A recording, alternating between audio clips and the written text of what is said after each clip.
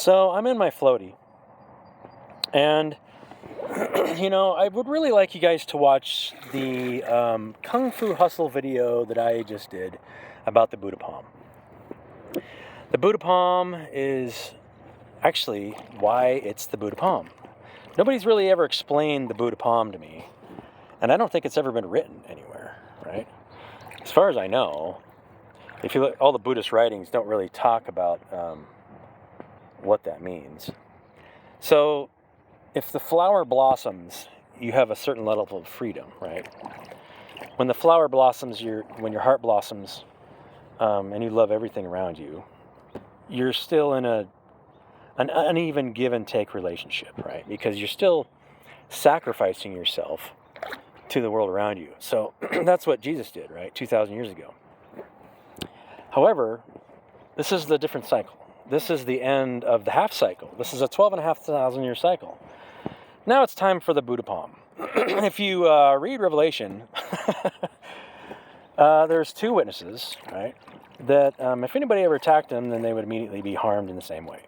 And that's the reason for that is that if you love somebody unconditionally, trying to attack you, you don't have any resistance between you and them.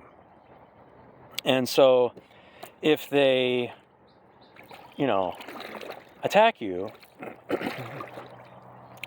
then their resistance blows up in their face, right? Because they think that you're not a part of them, right?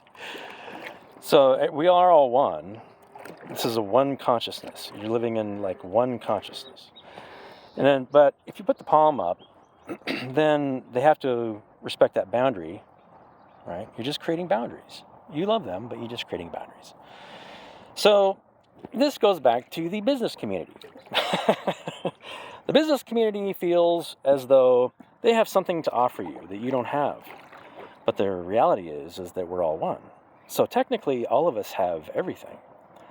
So if you tell me that you have something that I need, you are making a judgment.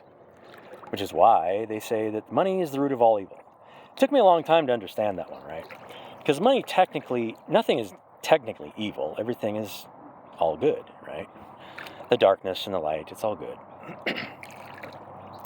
But until you create a judgment, that's what happened in the garden, right? They ate from the fake tree. The snake lied to them, and then people still think that it's real. And it says right there, the snake lied. There is no good and evil. That's why the knowledge of good and evil is a lesser awareness that pulls you out of the garden, because you're not seeing it from a higher perspective. Everything is just growing. But as soon as you make the judgment, now you fall into the earth. You don't have to. You can fly higher. You can always fly higher. Just keep going. Follow your heart. Love everyone around you. And you'll find deeper and deeper spiritual truths that will lead you to the ultimate truth, which is the Father and I are one, and Daddy's home.